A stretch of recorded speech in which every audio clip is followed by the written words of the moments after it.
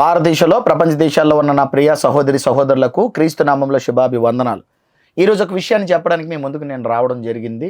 రావణ్ అనే ఒక ఆయన్ని అరెస్ట్ చేశారు, మీకు తెలుసు. రిమాండ్ కూడా చెప్పారు, ఆయనకి దేశద్రోహ చట్టం పెట్టారు. ఇవన్నీ అన్నీ తెలిసినవే. అయితే రావణ్ చేసిన తప్పు, రావణ్ ఏం మాట్లాడారు అన్నీ అందరికీ తెలుసు. ఇది కూడా నేను చెప్పక్కర్లేదు. అయితే గతంలో రావణ్ మాట్లాడిన ఒక వీడియోని మీకు ప్లే చేస్తాను. ముందుగా అది వినండి, దాని తర్వాత నేను మాట్లాడతాను. ఒకసారి వినండి.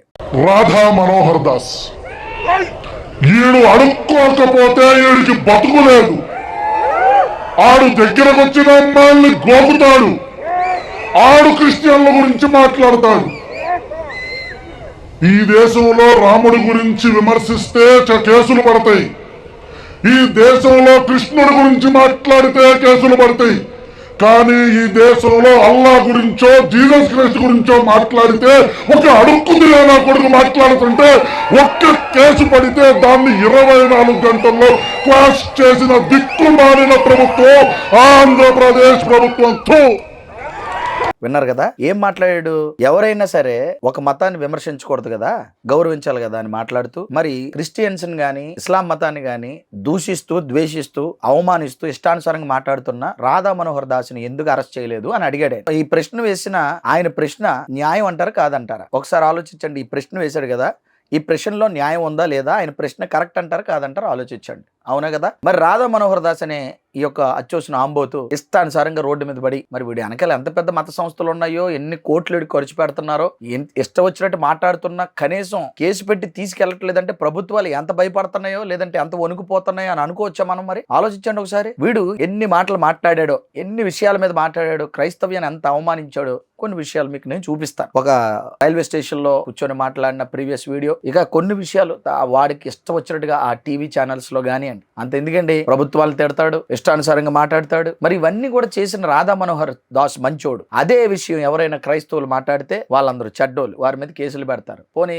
సోషలిస్ట్ గా ఉన్నటువంటి మరి రావణ్ లాటోడు ఎవరైనా మాట్లాడితే వాళ్ళు చెడ్డోళ్ళు. మరి రాధా మనోహర్ లాటోళ్ళు ఎవరైనా మాట్లాడితే మంచోళ్ళు. మంచోళ్ళేనండి, వాళ్ళు ఎవరు మాట్లాడినా మంచివారే. ఎలా మంచివారంటే క్రైస్తవుల్ని దూషిస్తున్నారు కాబట్టి, క్రీస్తుని తిడతారు కాబట్టి, బైబిల్ని తిడతారు కాబట్టి, అవమానిస్తారు కాబట్టి వీళ్ళందరూ మంచోళ్ళు. ఎందుకురా అలా చేస్తున్నావు? మీ దగ్గర కూడా కొన్ని లోపాలు లుసుకులు ఉన్నాయి కదరా, బైబిల్ ఇలా మాట్లాడకూడదు, మీ గ్రంథాల్లో కూడా ఉన్నాయి కదరా. మరి మీ విషయాల గురించి వస్తే, మరి రాముడి గురించి కృష్ణుడి గురించి మాట్లాడేవనుకోండి, వెంటనే కేసు పెడతారు, వెంటనే అరెస్ట్ చేసేస్తారు. అందులో నేను కూడా ఒక విక్టిమ్నే కదా. కానీ వీళ్ళు ఎన్ని మాట్లాడినా బైబిల్ మీద, యేసుక్రీస్తు మీద, క్రైస్తవుల మీద ఎవ్వరు ఏమంటలేదు. అంటే వీళ్ళందరూ ఒకటేనా? ప్రభుత్వాలు, అధికారులు, నాయకులు అందరూ ఒకటేనా? వీళ్ళందరూ కలిసి వేరే మతాల మీద దాడి చేస్తున్నారనా? ఈ మధ్యలోనంట సోషల్ మీడియాలో ఒక చట్టం తీసుకొచ్చారు. ఎవరి మీద వ్యతిరేకంగా ఏం మాట్లాడినా, ఎవరు ఏమైనా ఇతరత్ర మతాల్ని దూషించినా, కొత్తగా మన పవన్ కళ్యాణ్ గారు చట్టం కూడా తీసుకురావడానికి ప్రయత్నిస్తున్నారు. దాన్ని అమలు చేసేద్దామని అనుకుంటున్నారు. బాగుంది. ముందు వీళ్ళే మాట్లాడతారు కదా, నాయకులుగా వీళ్ళే మాట్లాడతారు, మేమే సనాతని అని చెప్పుకుంటారు, ఇతర మతాలని ఎవరైనా ఉంటే జాగ్రత్త అని వీళ్ళే హెచ్చరిస్తారు. అంటే ఈ భారతదేశంలో ఉన్నటువంటి మైనారిటీ మతాలు ఏవైతే ఉన్నాయో, మైనారిటీస్ గా ఎవరైతే ఉన్నారో వారందరినీ భయపెడుతున్నారా? అంటే మత స్వేచ్ఛ లేదా ఎవరికి? మైనారిటీస్ అనే వారికి మత స్వేచ్ఛ లేదా? వారి మతాన్ని వారు అవలంబించుకునే అవకాశం వారికి లేదా? భయపెడతారా? బెదిరిస్తారా? ఒకవేళ ఎవరైనా సరే ఆ మైనారిటీస్ మతం మీద ఇష్టం వచ్చినట్టుగా మతాల మీద మాట్లాడుతూ ఉంటే చూస్తూ ఊరుకుంటారా? ముఖ్యంగా ఈ పిచ్చుకొక్క లేదా ఈ యొక్క మతోన్మాది మతాలని రెచ్చగొడుతూ మతాల మధ్య చిచ్చు పెడుతున్న ఈ రాధా మనోహర్ ఏం మాట్లాడు కొన్ని విషయాలు మీకు నేను చూపిస్తాను. కొన్ని చాలా ఉన్నాయి. రోజు తెల్లవారులేస్తే అతనికి అదే పని, ఊరూరు తిరగడం, క్రైస్తవుల మీద పడేయడం, ఏదో ఒక మాట అనడం. రోజు అలా చేయడు, ఏదో ఎప్పుడో మాట్లాడు ఉంటాడు అక్కడ. రోజు వీడికి ఇదే పని. క్రైస్తవులందరూ అది పని అలా చేయరు. ఏదో మాట్లాడితే ఎవరైనా తప్పుగా యేసుక్రీస్తు గురించి, బైబిల్ గురించి మాట్లాడితే దానికి ఏదో కౌంటర్ గా మాట్లాడతారు, ఏదో అగ్రెసివ్ కొన్ని మాటలు మాట్లాడొచ్చు. కానీ వీడికి అదే పని. ఈ రాధా మనోహర్ తెల్లవారులేస్తే అదే పనిగా వెళ్తాడు, ఊరూరు తిరుగుతాడు, క్రైస్తవులు ద్వేషిస్తాడు. ఎక్కడ మాట్లాడినా యేసుక్రీస్తు గురించి, బైబిల్ గురించి ప్రస్తావన లేకుండా, క్రైస్తవుల గురించి ప్రస్తావన లేకుండా శ్వాస పీల్చలేడు, మొద్ద మెంగలేడు, పడుకోలేడు, తిరగలేడు. అంటే తన నిత్య కృత్యంలో అలవాటు చేసుకున్నాడు. ఇంత మతోన్మాదిగా ఉన్ని ఇన్ని మాటలాడినా వీడిని ఎవరు ఏమనరా? ఆలోచించండి. చూసారు కదా ఏం మాట్లాడు, ఒకసారి చూడండి. మాకే పుట్టావు, బైబిల్లో మీ నాన్న పేరు ఉండదు, రాసుకో.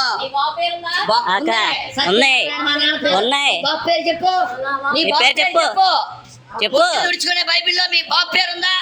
ఏదో బ్రిటిష్ వాడు పుట్టినట్టు బోకడా బైబిల్ పబ్లిక్ లో చెప్తా. బోకడా బైబిల్ దమ్ముంటే ఏదన్నా వాదించు, డిబేట్ రా, మాట్లాడు. మనం ఏదో చేసినట్టు బోకడా బైబిల్ క్రైస్తవ బొక్క ఈడేదో పెద్ద బ్రిటిష్ వాడు పుట్టినట్టు క్రైస్తవ ఒక తోలు తీసేస్తాం. క్రైస్తవ మాట ఎత్తారంటే 2 గంటలు చాలు సార్ 2 మతాలు పడుకోబెట్టాడండి. ఏదో ఎవరే ఆ బ్యాగ్ ఏది, ఆ బ్యాగ్ తీనా 26 క్వశ్చన్ అమ్మాయి దొరికింది సార్. ఒకటే ఉంది. ఈ ఒకటే ఏంటంటే ఒకసారి చూడండి టైటిల్ చదవడం పైన అదన్నమాట. నన్ను మతం మార్చండి టైటిల్. ఇక్కడ 26 క్వశ్చన్లు అండి. 26 క్వశ్చన్లో ఎవరైనా ఆన్సర్ చెప్తే అన్ని చెప్పదు. 13 చెప్తే చాలు 75 లక్షలు ఇస్తా అన్న. ఇప్పుడు వడ్డీతో 90 ఇస్తా అన్న. అంటే 90 lakhs సార్. 90 lakhs ఇస్తా అంటే 90 ఎమ్మెల్యేస్ పడుకున్నా కానీ ఎవరు రావాలి. ఎవరైనా సరే నా నెంబర్ వేసేసి ఏ చర్చికైనా అంటించేది. నేను చాలా చర్చికి అంటించి వచ్చా. చర్చికి రెడీ, చర్చికి రెడీ. ఎవరు రావట్లే. నేను ఏమడిగాను? ఏమైనా ఆస్తి అడిగాను? ఆన్సర్ అడిగాను. మీ మతంలో ఒక అమ్మ ఉందా అని అడిగాను. అమ్మ ఎక్కడుంది? అమ్మకం తప్ప నమ్మకం పేరు మీద. చూసారు కదా ఏం మాట్లాడాడు. మరి వీడిని ఏమి అనరా? ఎవరు ప్రభుత్వాలు పట్టించుకోరా? ఈ రోడ్డు మీద ఇలాగే తిరిగి మాట్లాడుతుంటే మాకు మనోభావాలు ఉండవా? మరి ఇతరత్ర ఈ యొక్క మైనారిటీస్ గా ఉన్న మతాలు ఏవైతే ఉంటాయో వాటి మీద ఇష్టానుసారంగా వీళ్ళు మాట్లాడుతుంటే సోషల్ మీడియాలో, మరి వీళ్ళని ఏమి అనరా? వీళ్ళ మీద చట్టాలు అవేమి అప్లైకబుల్ కావా? వీటిని అప్లై చేయరా? వారి మీద వారిని అరెస్ట్ చేయరా? ఎందుకు అసలు ఇదంతా జరుగుతుంది? అంటే ప్రభుత్వాలు ఆయన ఏమైనా కాపు కాస్తున్నాయా? ఆయన ఏమైనా దాస్తున్నాయా? ఈ రాధా మనోహర్ అనే ఈ యొక్క మతోన్మాదిని అని ప్రజల మధ్య ఒక అనుమానం రేకెత్తుతుంది. ఈ రోజు ఆలోచించండి ఒకసారి. ఇక టీవీ డిబేట్ లో కూడా 99 టీవీలో ఒక టీవీ డిబేట్ లో ఏం మాట్లాడారో ఒకసారి, అతని గురించి ఏం మాట్లాడారో పబ్లిక్ లో కూర్చొని మాట్లాడుతున్నప్పుడు, ఈ పబ్లిక్ డిబేట్ జరుగుతున్నప్పుడు ఏం మాట్లాడారో ఒకసారి అది కూడా వినండి. ఇది కనుక పోలీస్ వ్యవస్థ పటిష్టంగా ఇతను నక్సలిజం భావజాలాలతో ప్రజల్ని పోర్ట్రేట్ చేసేయడను, లేకపోతే ప్రజల్ని ప్రభావితం చేస్తుండను, లేకపోతే మతాల అంశాల్లో మాట్లాడుతున్నప్పుడు ఇవి ఖచ్చితంగా అభియోగాలు కనుక ప్రూవ్ అయితే అది కాగ్నిజబుల్ అఫెన్స్ కింద వస్తుంది. And in the same scenario ఇక్కడ రాధా మనోహర్ అనే ఒక అతను కూడా అతను మాట్లాడుతున్న మాటలకు కూడా ఎవరో ఒకరు సుమోటో కింద కేసులు గౌరవ న్యాయస్థానం కూడా తీసుకోలేదు. ఎందుకంటే క్రైస్తవ మతం మీద అతను మాట్లాడుతున్న మాటలు ఖచ్చితంగా నాట్ యాక్సెప్టబుల్. ఎందుకంటే మనకి మత స్వేచ్ఛ ఉంది.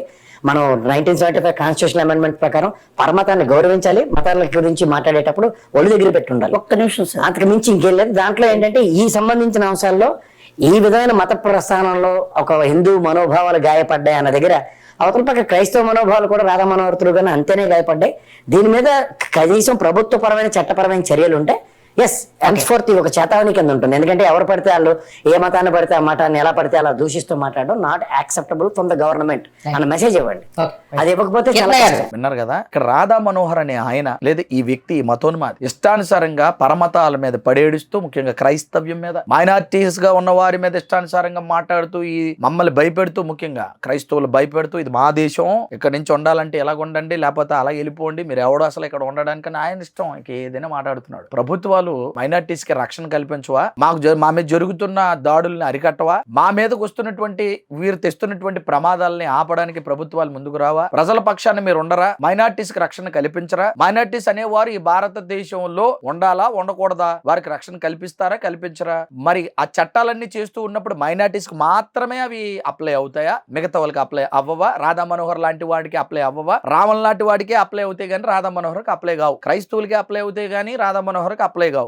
అంతేనండి ఇప్పుడు జరుగుతున్నది. ఇంతకీ ఎందుకు రాధా మనోహర్ని అరెస్ట్ చేయట్లేదు? ఇన్ని ఉన్నాయి, చాలా కేసులు కూడా పెట్టారు. ఇన్ని మాటలు మాట్లాడాడు సోషల్ మీడియాలో. మీరు సుమోటోగా కేసు తీసుకోవట్లేదు ఎందుకు? గతంలో నన్ను సుమోటోగా అరెస్ట్ చేశారు ఏమండి. కొంతమంది ప్రభుత్వంలో పనిచేస్తున్న వారే నా మీద కేసు పెట్టి అరెస్ట్ చేశారు కదా. మరి ఇప్పుడు ఆ చొరవ, ఆ ఇంట్రెస్ట్ ఎందుకు తీసుకోవట్లేదు రాధా మనోహర్ మీద? వరే మతోన్మాది, నువ్వు చేస్తున్న తప్పురా, ఇలా ఎందుకురా క్రైస్తవుల మీద ఇతరత్ర మైనారిటీస్ మతాల మీద పడి ఏడుస్తున్నావురా అని వాడిని ఎందుకు తీసుకోవట్లేదు? వాడిని ఎందుకు అరెస్ట్ చేయట్లేదు? ఆలోచించండి ప్రజలారా. వీడు ఇన్ని వేషాలు వేస్తున్నా ఈ రాధా మనోహర్ లాంటి వాడు అరెస్ట్ అవ్వట్లేదంటే ప్రభుత్వాలు కొమ్మక్క అయిపోయాయా? ప్రభుత్వాలు కొమ్ము కాస్తున్నాయా? ఇలాంటి వారందరినీ మా మీదకి మీరే వదిలేరా అనే డౌట్లు కూడా ప్రజల మధ్య ఉంటాయి. వాటిని నివృత్తి చేసే బాధ్యత ప్రభుత్వాలు నడిపిస్తున్న వారిది, ప్రభుత్వాలు ముందుకు తీసుకున్న వారి మీద, నాయకుల మీద లేదంటారా? అధికారుల మీద లేదంటారా? ఒకసారి ఆలోచించండి ప్రజలారా. నేను చాలా కూల్ గా ఎందుకు దీన్ని చెప్తున్నానంటే అన్యాయం జరుగుతుంది. ఎవరికి మైనారిటీస్ ఎవడు గొంతు లేపితే వాడు గొంతు నొక్కేద్దాం. ఒకవేళ అగ్రెసివ్ గా మాట్లాడితే ఇక లేనిపోని కేసులన్నీ పెట్టేద్దాం. కానీ మిగతా వాడు ఎవడైనా మాట్లాడుకోవచ్చు, సోషల్ మీడియాని ఇష్టానుసారంగా వాడుకోవచ్చు. వారి వ్యాపార సామ్రాజ్యాన్ని ఈ సోషల్ మీడియాలో మతం ముసుగులో నిర్మించుకోవచ్చు. మన మీద క్రైస్తవుల మీద ఇష్టానుసారంగా మాట్లాడితే కోట్ల రూపాయలు. వారందరికీ కూడా ఇలాంటి రాధా మనోహర్ లాంటి వారందరికీ కూడా కొన్ని మత సంస్థలు స్పాన్సర్ చేయొచ్చు, వారికి సహాయం చేయొచ్చు. ఏమండి, రావణ్ మీద కేసు పెట్టారు, అతని అకౌంట్ ని ఫ్రీజ్ చేశారు, బాగుంది, ఓకే. మరి రాధా మనోహర్ లాంటి వాడికి డబ్బులు ఎక్కడి నుంచి వస్తున్నాయి? వీడు ఎలా తిరుగుతున్నాడు? వీడి అకౌంట్ లో ఎంత ఉన్నాయి డబ్బులు? వీడికి ఎవరు స్పాన్సర్ చేస్తున్నారు? మరి వాటి మీద ఎందుకు ఇంట్రెస్ట్ చూపించట్లేదు? వాడు ఊరూరా వెళ్ళి తిరిగి ఎలా మాట్లాడుతున్నాడు? వీడికి ఉన్న ధైర్యం ఏంటి? ఎవరు వీడి వెనకాల ఉన్నారని ఎందుకు అవన్నీ కూడా బయటికి తీయలేకపోతున్నారు? ఎందుకు లాగలేకపోతున్నారు? ఆలోచించండి ఒకసారి. నేను అడిగిన మాటల్లో న్యాయం ఉందా లేదా? ఇలా న్యాయం అడిగాం అనుకోండి, ఇక్కడ ఏమవుతుందంటే ఏం పాలన జరుగుతుంది? తొగలక్ పాలన జరుగుతుందా, లేకపోతే ఇక్కడ మరి హిట్లర్ పాలన జరుగుతుందా, లేదా ప్రజాస్వామ్యంలో ప్రజల పక్షాన ప్రజలకు అనుగుణంగా ప్రజల కొరకు ప్రజల చేత ప్రజల వలన ఏర్పడిన ప్రభుత్వ పాలన జరుగుతుందా? ఒకసారి ఆలోచించండి. పేరుకు మాత్రం మనం అందరూ ఓట్లు లేకముందు ప్రజల వలన ప్రజల కొరకు ప్రజల చేత ఓటింగ్ అయిపోయిన తర్వాత ప్రభుత్వాలు ఏర్పాటు అయిపోయిన తర్వాత నాయకులు అయిపోయిన తర్వాత ప్రజలు లేరు, ప్రజలు కాదు, ప్రజలకు మాట్లాడడానికి వీలు లేదు అనే పరిపాలనలోకి మనం ఉన్నామా? ఒకసారి ఆలోచించాలి. భారతదేశం మన మాతృభూమి, మన గడ్డ. ఈ గడ్డ మనకి అడ్డ.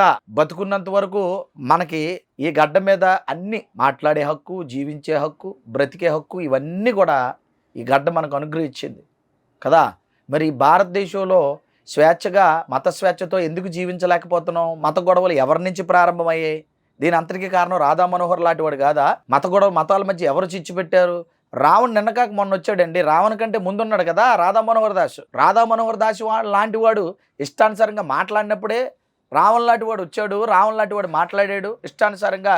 మరి మాట్లాడుతున్న నీ తప్పు కదరా, ఎదుటోని అంటున్నావు నువ్వు, మరి పరమతాలని దూషిస్తున్నావు నువ్వు, మరి మీ గురించి మాట్లాడితే ఎందుకురా అరెస్టులు చేస్తున్నారు నాలాంటి పాస్టర్లు అందరినీ అని ప్రశ్నించాడు రావణ్. న్యాయం ఉంది కదా. రావణ్ కంటే ముందు రాధా మనోహర్ కదా మరి ఈ యొక్క సోషల్ మీడియాలో ఉన్నది.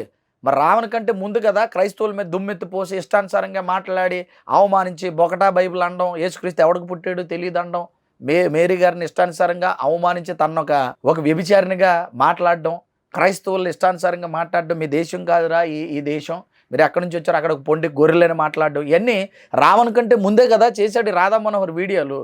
మరి అవన్నీ ప్రభుత్వాలకు కనపట్లేదా? అవన్నీ పట్టించుకోరా? అధికారులకు కనపట్లేదా? ఇవన్నీ కూడా రావణ్ ముందా రాధా మనోహర్ ముందా అని ఒకసారి చూడండి. ఎవరు ఛానల్ ముందు ఉంటుందో, ఎవరు మాట్లాడారు, మతాల మధ్య ఎవరు చిచ్చు పెట్టారు, ఎవరు ఇష్టానుసారంగా మాట్లాడారు, ఒక్కసారి రాధా మనోహర్ యొక్క ఛానల్ని చూసి అప్పుడు మాట్లాడండి. అప్పుడు నిర్ణయం తీసుకోండి. మరి సుమోటోకి కేసు పెడతారో, అరెస్ట్ చేస్తారో, లేదా ఊరి మీద ఇలాగే వదిలేస్తారో ప్రజలు అన్నీ చూస్తున్నారు. ఎప్పుడు చెప్తారంటే కరెక్ట్గా ఎలక్షన్ ఇచ్చినప్పుడు చెప్తారు, బుద్ధి అందరూ చెప్తారు, ఇంక్లూడ్ క్రైస్తవులతో సహా. ఇప్పుడు మీరు చేస్తున్నవన్నీ ప్రజలు చూస్తూనే ఉన్నారు. ప్రజలు ఎవరు అమాయకులు కాదు, ప్రజలు ఎవరు జ్ఞానం లేని వాళ్ళు కాదు, ప్రజలు ఎవరు బుద్ధి లేని వాళ్ళు కాదు, ముఖ్యంగా క్రైస్తవులు జ్ఞానం లేని వాళ్ళు కాదు, క్రైస్తవులు బుద్ధి లేని వాళ్ళు కాదు. క్రైస్తవ్యం కూడా ఈ భారతదేశంలో ఒక భాగమే. మీ ఇష్టానుసారంగా ఎవరు పడతారు క్రైస్తవ్యం మీద ఎక్కేస్తాం తొక్కేస్తాం అంటే క్రైస్తవులు చూస్తూ ఊరుకోరని ఇందు మూలంగా తెలియజేస్తూ, మరి మా వంతు మేము ఏం చేయాలో ఎలక్షన్లో మేము చేయగలిగింది మేము చేస్తాం. ఖచ్చితంగా వ్యక్తిగతంగా వారి మీద ఖచ్చితంగా కేసులు పెడతాం. ప్రభుత్వం ఎలా రియాక్ట్ అవుతుందని. మరి తప్పకుండా ప్రభుత్వం మరి ఒక పక్షమే ఉంటుందా, న్యాయ అన్యాయాల్ని విచారించి మరి ధర్మం వైపు ఉంటుందా, సత్యమేవ జైతే అని ప్రభుత్వం ఉంటుందా, లేదా ఆ సత్యం అనేది లేకుండా ఇలాంటి రాధా మనోహర్ అబద్ధికులు, మోసగాళ్ళు, దొంగలు, మత చిచ్చు పెట్టిన ఈ దొంగల వైపు ఉంటుందా అన్నదే మనం వేచి చూద్దాం. వీడియో చూసిన మీ అందరూ దయతో మీ స్పందన తెలియజేయండి. తప్పకుండా మనము ఒక కార్యాచరణ చేద్దాం క్రైస్తవులుగా. మీకు పిలిపిస్తున్నాను నేను. మరి మీ అందరూ అప్రమత్తంగా ఉంటే ఖచ్చితంగా మనం అందరూ కూడా కలుసుకోవాలి, వ్యక్తిగతంగా కలుసుకోవాలి, ఆత్మీయంగా కలుసుకోవాలి. మనం భవిష్యత్తు తరాన్ని క్రైస్తవ్యాన్ని ఈ భారతదేశంలో నిలబెట్టాలంటే మీరు జరుగుతున్న అన్యాయాలు చూస్తున్నారు. ఇప్పుడు రావణ్ అయ్యాడు, ఇక తర్వాత ఇంకొకరు అవుతారు. ఎవరైతే న్యాయం కోసం ప్రశ్నిస్తారో, ఇలాంటి రాధా మనోహర్ లాంటి వారి దొంగలని అంటారో, ఈ మత దొంగల్ని, ఈ మత చిచ్చుగాల్ని, ఈ యొక్క పేటీఎం బ్యాచ్గాల్ని దొంగలని మనం చూపిస్తామో, వారి వెనక ఉన్నటువంటి ఎవరైతే వీళ్ళకి సపోర్ట్ చేస్తున్నారో వాళ్ళు అప్రమత్తం అయిపోయి మరి నాయకులతో వారు మాట్లాడేసి అరెస్టులు చేయించేసి ఇలాంటి నీచ కార్యక్రమాలు చేస్తున్నారని మీకు అర్థం కావట్లేదా? ఇది మరి మీకు అనుమానం రావట్లేదా? దీని మీద ఆలోచించండి. దీని గురించి ఖచ్చితంగా క్రైస్తవులారా కార్యాచరణ చేద్దాం. ఎప్పటికీ మించిపోయింది ఏమి లేదు. మనం కలిసికట్టుగా ముందుకెళ్తే మరి రాబో ఎలక్షన్లో ఖచ్చితంగా బుద్ధి చెప్తాం. దీనికోసం కార్యాచరణ చేద్దాం. తప్పకుండా మీకు ఈ విషయమై పిలిపిస్తాను. రాధా మనోహర్ని అరెస్ట్ చేయాలి, ఇది క్రైస్తవులు నినాదంగా తీసుకొస్తే మరి రావణ్ని అరెస్ట్ చేసిన వాళ్ళు రాధా మనోహర్ని ఎందుకు అరెస్ట్ చేయరు? ప్రతి ఒక్కరి వీడియో చూసి స్పందించండి. తప్పకుండా దీని మీద ఒక కార్యాచరణ చేద్దాం. దేవుడు మీ అందరిని దీవించును గాక. Thank you all. God bless you.